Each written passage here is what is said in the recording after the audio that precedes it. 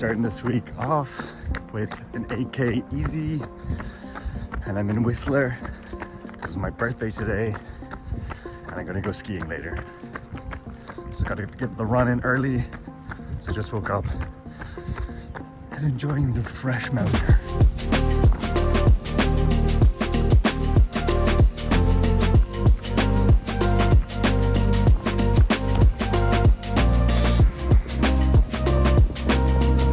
So many hills in Whistler.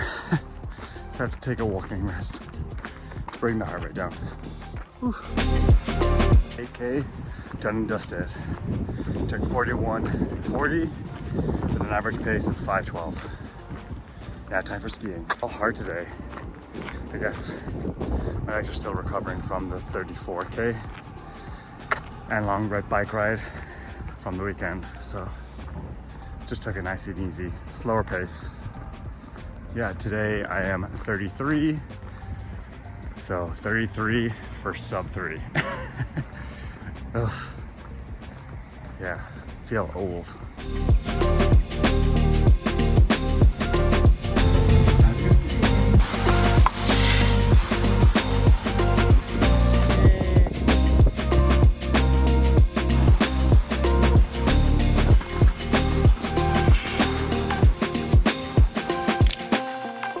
So today is Wednesday, which means it's our tempo workout. And this week is a deload week. So we have 7K scheduled.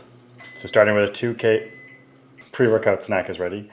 So starting off with a 2K warm up, going into a 2K at a 4-minute pace with a 2-minute walking rest. Then we go into 1K at 3:45 and another 1K at 3:45 at a 90-second walking rest with a 1K cool down. So the goal of today's session is to up the pace as the distance of the rep decreases. If in doubt, start off slower than you think you should. The effort should build throughout the run. It will start to feel harder, but remind yourself that the distance is starting to decrease. Save a good kick for the final 1K rep.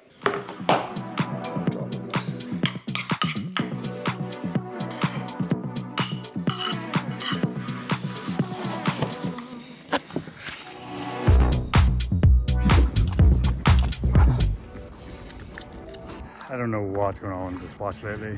Like, never have issues. And now just decided to restart. I was almost 2K in. So frustrating. Okay, it's back. Let's try this again.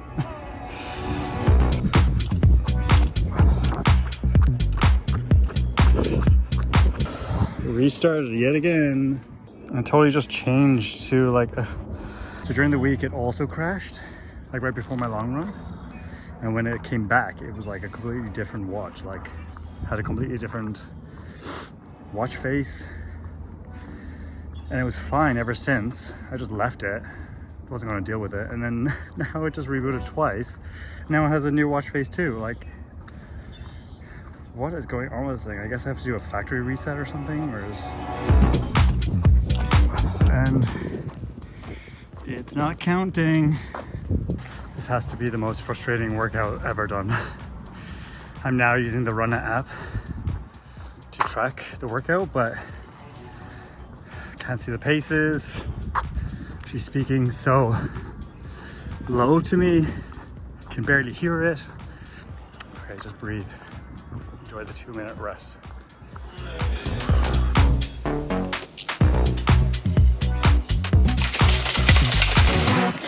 What an absolute frustrating workout. I don't know what was going on with the watch. Currently now it's stuck in saving mode. Like, it was recording the activity, but I couldn't actually, it wasn't logging any distance. And so I had to use the Runner app to track the workout so that I knew when to go into paces, what distance I was at, what lap I was at, and what part of the progression I was at as well. But the problem was the cues were talking over each other. It would tell me to speed up or slow down, but then she would be like halfway, and then but like at the same time telling me my pace and then telling me to slow down, or I'm outside the range or I'm inside the range. So it was very confusing. And then also it wouldn't lower the music volume for when the cue came in. So it was very difficult to hear.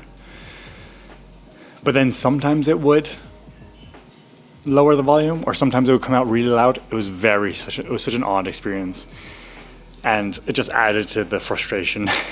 So I had to play with no music. I didn't know how far in I was. I didn't know what pace I was going at until she told me, let's just see how we did, because I have no idea. Okay, so first 2K was warm up. So I had to do that basically twice. So I ran an extra, I'd say 1.5 kilometers. So then the first 2K was supposed to be at a 4-minute pace, and I did a 4:02. For the 2 kilometers, I couldn't hear anything. It was music, and the girl was speaking at the same time, and I had no idea what pace I was going at. So, which is the 1 kilometer at 3:45, I got a 3:42, and then the last kilometer I got a 3:39. I think I was just trying to get this done and over with, because I don't know what's happening with my watch. I've never had this problem before. I guess I probably just have to do a hard reset of the Garmin watch, because it's been acting so weird lately, and I'm not sure what it is. I don't know if it's Runit or if it's like the live track. So me and my partner, we always use the live track feature so that we know where we are on a run. In case something happens, at least we know there's a live feed. We use it mostly as a safety feature than we do anything else. Even if it was a frustrating one, we still managed to get pushed through and get it done. So frustrating. I'm gonna do my stretches now to cool down.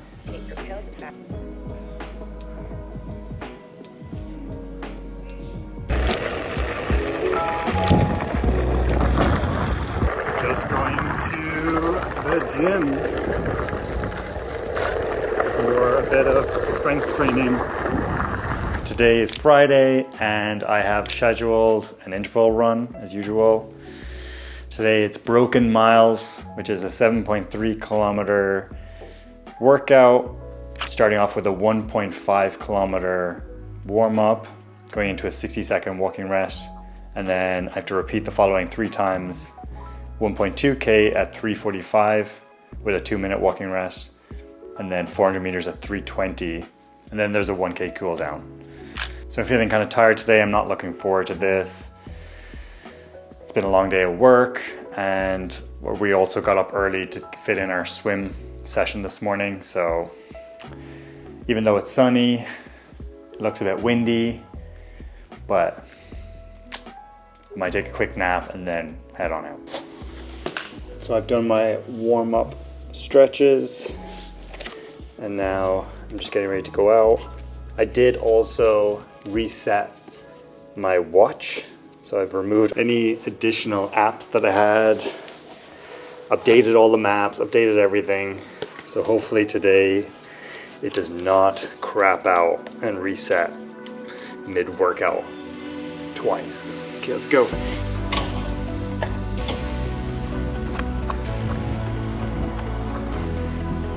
Warm up completed. Now 60 seconds rest, and then we go into our first set of Broken Miles.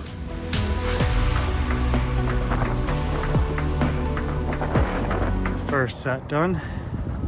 It's like trying to get the body to wake up.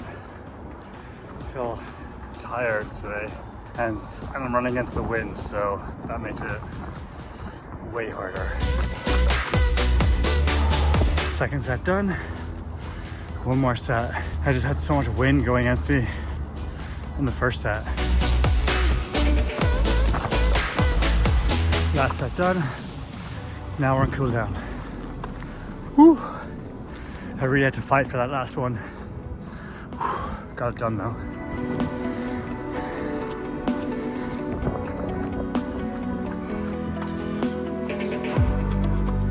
For deload week, that was spicy. Okay, let's jump in to see how this run went.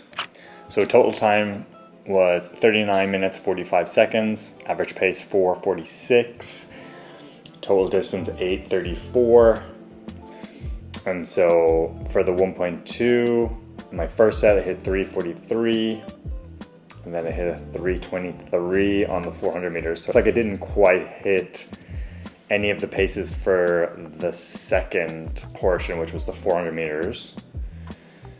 I was always a little bit too slow, but it was very windy out there today, so I'm attributing it to that. But I still hit all the paces for the 1.2 kilometers, so that's nice. So I hit it from the second set, it was 3:44. And then I got faster on the last set, which was 3:40. I believe the coach notes said that, so the focus on today's session will be the 1.2 kilometer efforts. With these coming after the shorter rest, they will be very tough. The 400 meter efforts are faster than the 1.2K effort, but not by much. Yeah, so I hit the objective, which was the 1.2K efforts. Yeah, I mean, I take that as a win. So that's it for today. I'll probably do a bike session maybe tomorrow, and then we go into our long run on Sunday. So I'm just about to do a quick 45-minute ride just to shake out the legs, to get them primed for tomorrow's long run, and just, yeah, do some active recovery. I only can fit in about 45 minutes because I do have an appointment that I have to go to later on today. I do also have to get my bike serviced. Em just got hers done a few weeks ago, I think last week. So I think it's almost been a year, so it is a little rusty. Okay, let's go.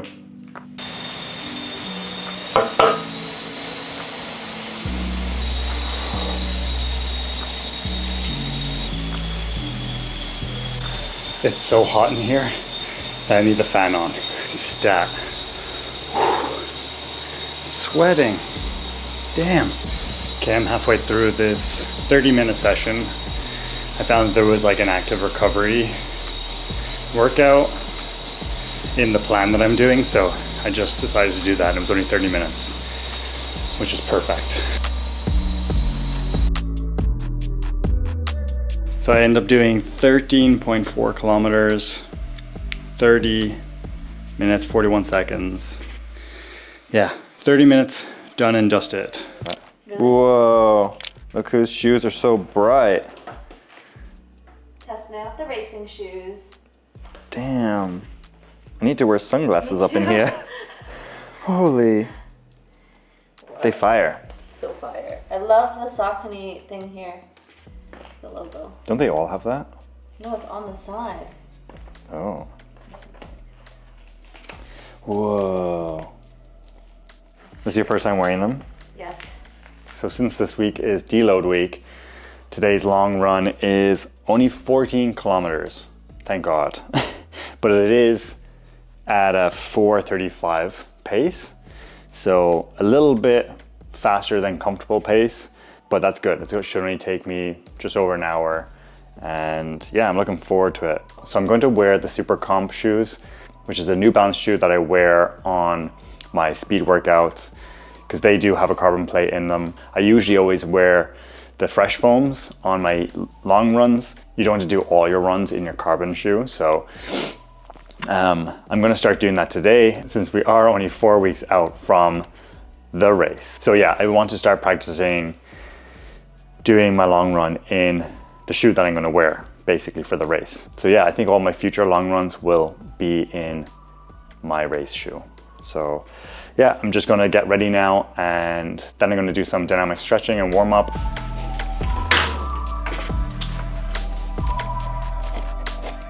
So I'm all warmed up, ready to go. I have my shoes on. So I'm not going to take any gels today because it's only 14 kilometers. I should be fine without the nutrition. So I'm going to skip on any gels. I just had a quick snack before I got warmed up. So that should fuel me for the whole run. So yeah, so I don't need to bring anything with me, which is nice. So yeah, so now I should be all ready to go. So let's head on out.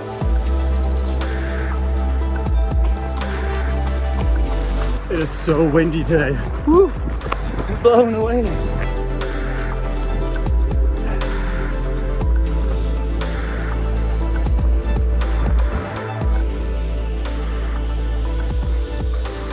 So I'm just back from my run, and damn, it was so windy. I was like, what the hell?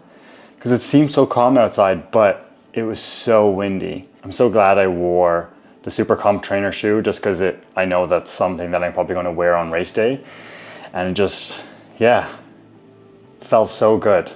So before I go into how this run went, there was a comment that was left by Jason 2 weeks ago about mental preparedness and how I mentally prepare for a race like this and what kind of tips I have. And it's such a good question because I think this is something that probably gets overlooked quite a bit when it comes to any form of event that you're training for. And it could be even like a presentation in work, or it could be a performance related running goal or whatever it might be. Yeah, we've been training for the last 12 weeks.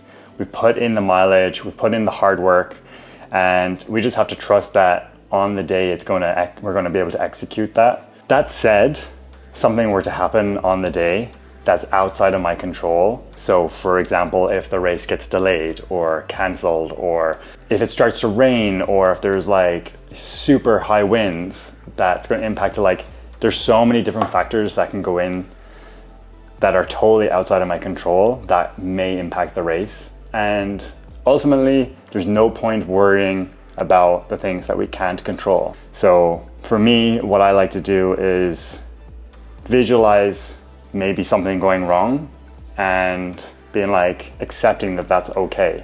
I think just coming to peace with that is really helpful with mentally preparing, because then you're not worried about it. If I run across that finish line and it's 4-hour race time, that's still a great time.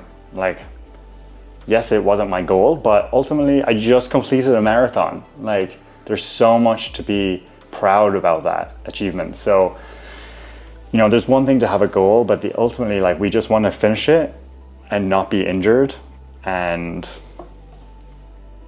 then we'll be happy, And then I just try to focus on all the things that I can control and making sure I have my nutrition, I have all my gels ready. I prepare myself the day before by getting everything set up, so in the morning I'm not worried or panicking. I know exactly what I'm going to wear. I lay it all out the day before, and yeah, that's all we can do. And at the end of the day, we just have to trust the process and trust that all our hard work that we put in and all the miles that we put in and the blood, sweat and tears, and it's all going to pay off, and hopefully we get our goal at the end.